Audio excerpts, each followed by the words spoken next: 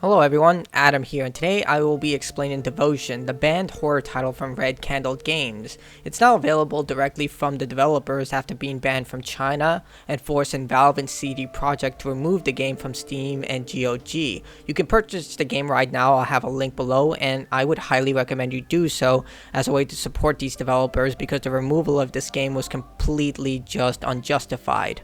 I'll be discussing the entire story, including the ending, but before we begin, remember to like, subscribe, and consider sharing this video as it does help the YouTube algorithm spread my videos further. It helps me out a lot, and if you want to go the extra mile, you can join my channel. There is a join button below. I stream every single day. So now enough of that promotional material, let's get on to the video. The game starts off with protagonist Feng Yu about to eat dinner with his wife Li Feng and his daughter Mi Sun while watching a TV show. She makes mention of their daughter who is remaining home from school and that a mentor has been responsible for her becoming more livelier, even mentioning good karma. The screen starts to fizzle as the wife asks about where their daughter Mi-Su is, and we hear a loud bang before dart into a dark, more desolated version of the apartment. Here we find two photos, a doodle of the family happy in their home, and another of the protagonist's wife, Li Feng, before they were married. Leaving the apartment, we see things are not what they seem as Feng Yu heads into another version of the apartment. This one is cleaner and has more light. Most importantly, the previously closed off hallway is now accessible. When entering the last door, we see a red umbrella hovering as rain pours down before turning into a blood pool with a shoe, after which a grudge-like figure darts towards the player. We return to the apartment with the house labeled 1980. The apartment has little furniture and a script of the family moving in, indicating they were excited about their first child. The player must place the objects as indicated by the script, including a photo of Li Feng, who was an accomplished actor, and Feng Yu, who was an award-winning screenwriter. However, all the photos that show Feng Yu have been blocked out or out of frame for some reason. Another flash and we find a lighter with a note confirming this was a gift from his wife while inside a personal study. Judging from the room structure, the husband was given his own personal room for work before they had their child. When exiting the apartment, we travel to 1986 and see the house is full of mannequins showcasing the husband and wife's lives. We also learn that their daughter is doing well in school with high grades, but the teacher for some reason scolds her for a daily journal entry for not cleaning her room herself, showcasing her lack of independence, which is completely absurd as we learn later in the story. We also see a picture of the deity on the wall, which will become important later as the father's mannequins look at an empty fish tank. When inside the former study, we see that the parents had turned it into their daughter's room, but most importantly, it's empty with just a metronome and a bed. Inside the parents' room, the player can find a ceramic doll and place it on the chair inside the daughter's room. The room changes as it's now sporting a desk with a variety of art supplies and a grand piano. How they got that inside the apartment is beyond me. The mannequins also shift position looking into the room. In the bathroom, the player can find a songbook, places it on the piano, and starts playing. This reveals a new collectible revealing a birthday grab, a ceremony where the children at the age of 1 are given a handful of objects to predict their future. Clearly, the daughter picked objects indicating a musical career and an artistic future. The daughter desires this as well, wanting to be a famous star like her mother when making a birthday wish. Heading into another period, the TV turns on and we see a glimpse of a singing competition for young children, but it cuts off before reaching the end. Heading outside again, we see more images, but these are drawn by the daughter, indicating a strong relationship first before the images devolve into something horrifying. Heading into 1985, we learn that the daughter was sent home due to difficult breathing, and we find more papers in the garbage by the father's desk. The house is much darker and hand washing is required before entering Mei Xin's room. When washing his hands, Feng Yu's hands turn red like wine. When inside his daughter's room, we can see she was stabbed with multiple needles as indicated by the doll. She was being tested by a thoracic or heart specialist, hence the needles in her heart. The medical experts found no physical injuries and the recommendations part is torn off. The apartment now looks like a hospital and we find another script indicating the father has been writing about what has been transpiring. More on this later. When putting together the x-ray, it looks like nothing is wrong with their daughter, but when placed on top of Mei Xin's image, strange symbols start to appear. We then see the father spoke to someone named Mentor Hyun, who advises Feng Yu to see him. We then head to a shady complex where we see strange markings before coming back to the couch and television setup from the home. This time we get to see more of the singing competition called the Cradle of Superstars, but before Mei Xin sings, the television cuts off once again. We then are attracted to the family portrait where we see another image of the same deity from Feng Yu's desk. Feng Yu is then transported to a bathroom as it fills with red liquid, and the same monster is seen above staring at the protagonist. After almost drowning, Feng Yu climbs out of a bathtub and sees his daughter run into a locked room, but cannot enter it until he collects fragments of the past. This requires him to relive what exactly happened. First, in 1980, we see Li Feng and Feng Yu having a party. However, we also learn that Feng Yu is extremely superstitious, devoting large amounts of money in tributes, with Li Feng taking care of the household work and clearly overworked. When inside the bathroom, we find a record of Li Feng's breakout song, and we can see that Feng Yu's career was falling apart, with the screenwriter reading a rejection letter, getting frustrated and tossing everything to the ground. The apartment changes again to reflect this frustration. We see that the daughter's room is full of Feng Yu's books and trophies, but in the center is a flower pot. We also get the first part of the tale of Xinjing Guanyin, a folk tale describing an ancient snake guardian who protected farmers when leaving the apartment. This will be important later to the story. When exiting, we see the same spirit hanging newspaper articles highlighting how Li Feng retired to focus on family, and Feng Yi's latest script failure being one of the biggest flops in his career. Heading to 1985, we see that the daughter is still ill but trying to make her family proud with her singing, scoring a 95 on her essay and wanting nothing more than to make her mother and father happy. It's also here that we get the second part of the folklore tale, indicating how the serpent guardian offered its body to save the child of the farmer. Heading back to the daughter's room, the doll that was lying on her bed is now gone and found sitting on the father's chair with Mei Xin's journal. It's also here that we learn about her daily routine, but also her frustration of being trapped in the house all the time, with the daughter rebelling by hiding her parents' things and feeding her vitamins to the father's prized pet fish, which dies because of this. Using the fish's eyeball, Feng Yu is able to get a key to his suitcase and find his daughter's favorite storybook. It's here that we see that Feng Yi has been attempting to install his religious ideals to his daughter with this story. It's a simple tale of a little girl named Shasha saving her father from an illness thanks to a fertile goddess and mystical items. Heading outside, we see a new pamphlet of a doctor talking about anxiety caused by melancholy behavior and rapid changes in the living environment. Doesn't that sound familiar? Anyway, moving on. Using the flower from the book, Feng Yu is able to bloom the flower in the 1980 flower pot, which we also learned that their daughter used his rejection letter to create an origami flower, installing hope into the father, believing that she can create something out of nothing and bring life and hope into something completely horrible. However, heading back outside, this shows new information that Li Feng and Feng Yu were constantly fighting, and the only thing holding their marriage together was their daughter. Heading back to 1985, the entire environment changes to this type of garden, and we hear the daughter talk about her father giving her the book of Shasha, learning how to make origami flowers, and how this activity helped her breathe better, confirming that her breathing issue was not medical but psychological, most likely due to her mother and father constantly arguing, and linking back to that doctor report that we read earlier. We also learned that the daughter and father connected by folding tulips after she made one from one of his failed scripts, granting him access to the first fragment, which is the father. Outside, we find another letter from a school indicating that the daughter needs more training, but her skill is high in singing. Despite her illness, the school wants to press her for more training, indicated by the next vision of her father clapping along, chanting Plum Blossom, decided to side with the school on this matter instead of his daughter's well-being. Heading to 1986, we see the room is covered in low Christmas lights as the singing TV program plays, with the daughter singing an extremely difficult song, including her mother's breakout single. However, the program takes a commercial break, and we find the final chapter in the serpent folklore tale, indicating the serpent's body was turned into wine and saved a novice monk's family member. In honor of the serpent's sacrifice, Singin Guanyin, who is the deity that the father worships, the title of guardian.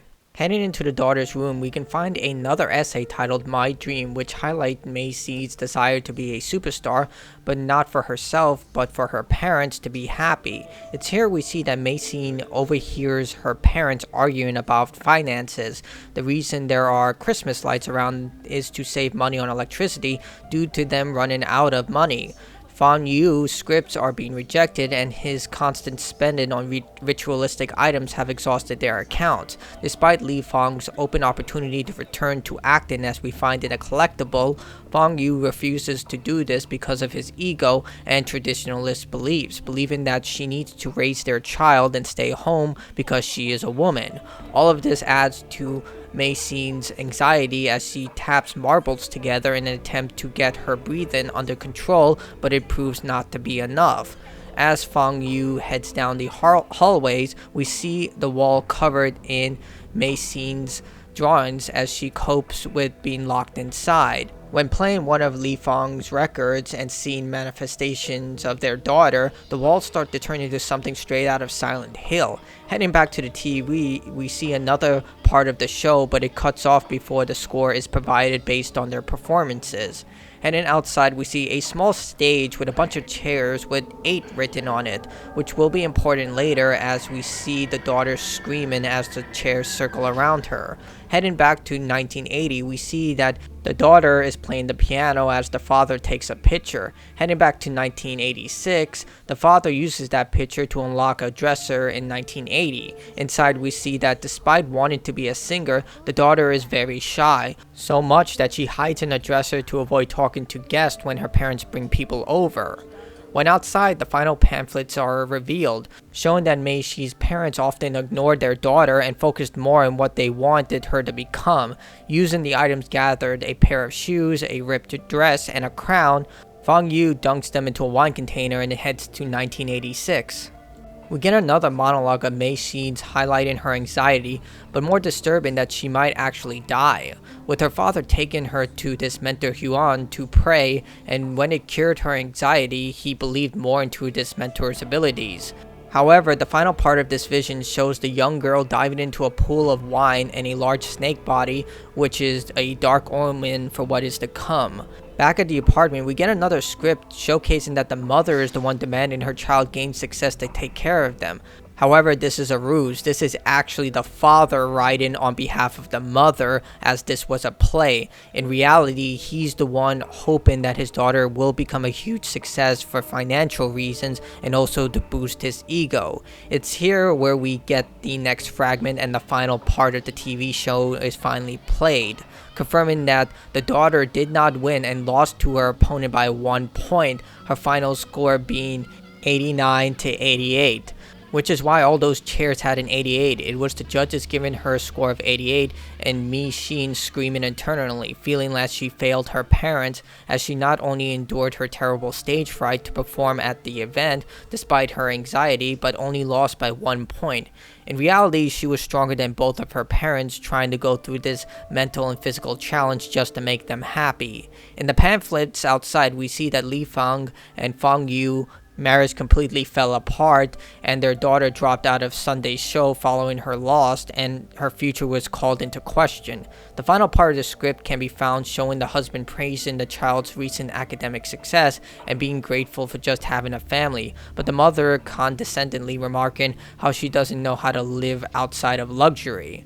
When heading to the final door, Feng Yu is chased by the specter and is able to evade the creature by running through several charms. The figure reveals its true form to be Li Feng, as she is walking through a pristine elevator and closes the door. A portrait of Xingyu Guanyi and a voice over Li Feng making her return to the spotlight, revealing that she left Feng Yu, believing correctly that he became consumed by his faith and became increasingly more erratic. But in Feng Yu's eyes, she was the one who was being negative, and thereby he needed his faith in order to become separated from her evil negativity.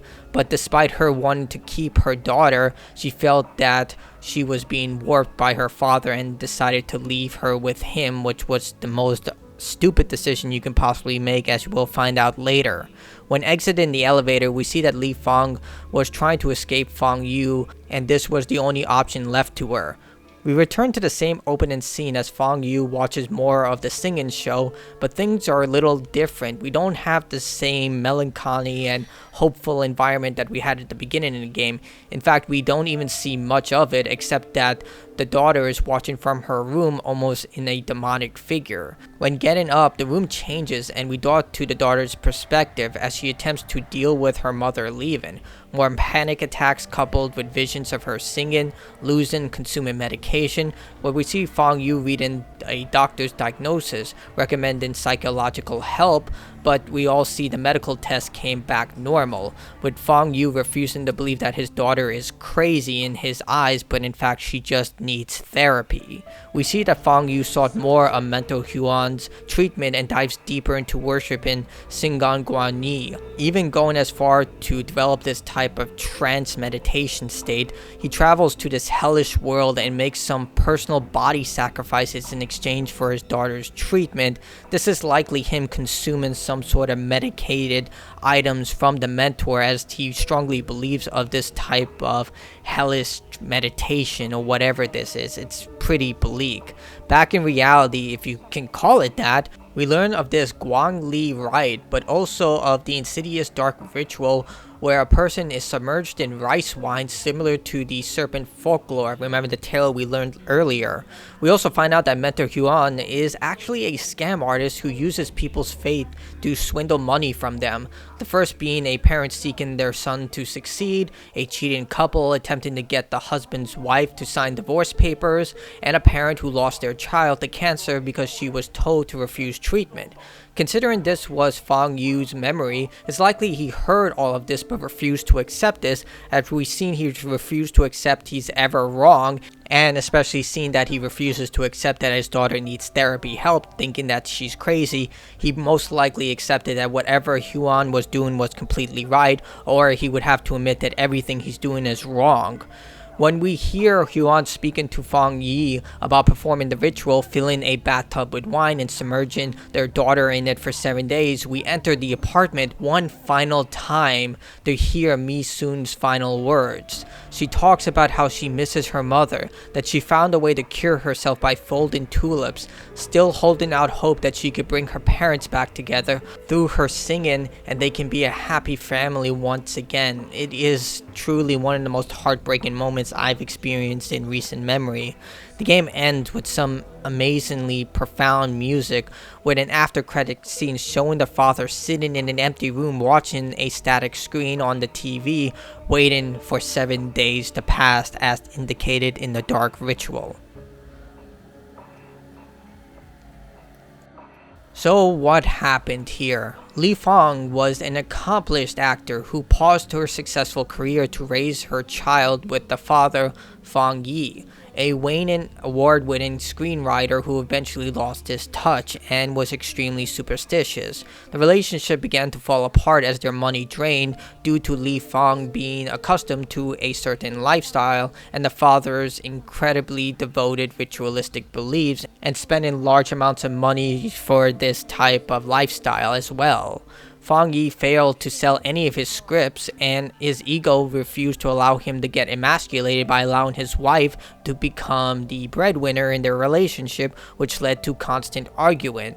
Their daughter was a gifted but shy girl who wanted nothing more than to make her parents happy. Despite her being shy, her desire to sing and make her family happy gave her the courage to overcome her fears and sing on that show. However, despite this, her family constantly arguing led to her developing major anxiety issues manifesting hyperventilation. Thinking that this was a medical issue, she was given large amounts of pills and forced into quarantine. When the actual diagnosis came through, her father refused to accept that her daughter may need therapy, thinking this made made her insane and instead dived deeper into his worship of the deity Xingjun Guanyi, given into the scam artist mentor Huan.